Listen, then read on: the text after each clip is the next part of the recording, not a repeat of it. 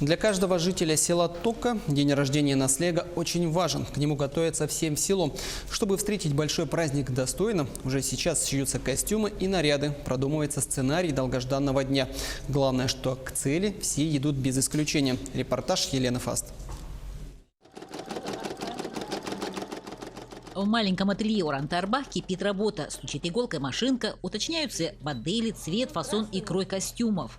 Летом у наслега юбилей, готовятся к нему все.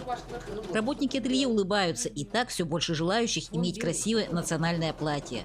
Раньше такой популярности более-менее не было, но сейчас она очень популярна стала. Вот сейчас в основном все вот на СЭХ, на праздники, на концерты постоянно сейчас заказывают якутские. Вот мы ищем новые идеи этих якутских одежды. У нас есть такие журналы подготовительные, можно посмотреть.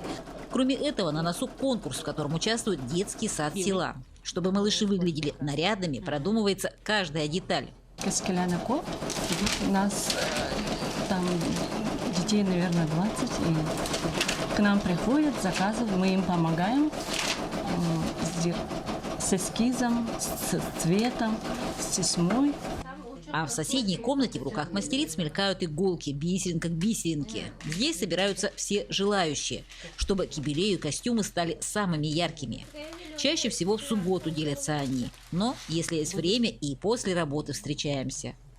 Готовимся к юбилею наслега. К ансамблю вот шьем Илинка Бигер. Женское украшение. Все женщины собираются, желающие? Желающие, ага.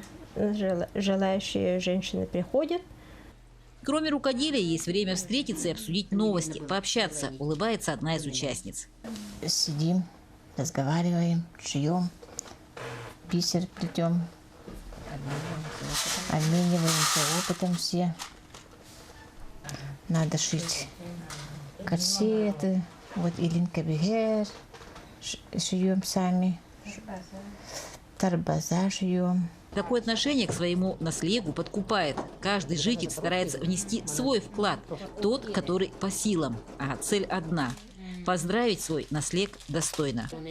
Елена Фаст, Максим Копылов, Алекминск.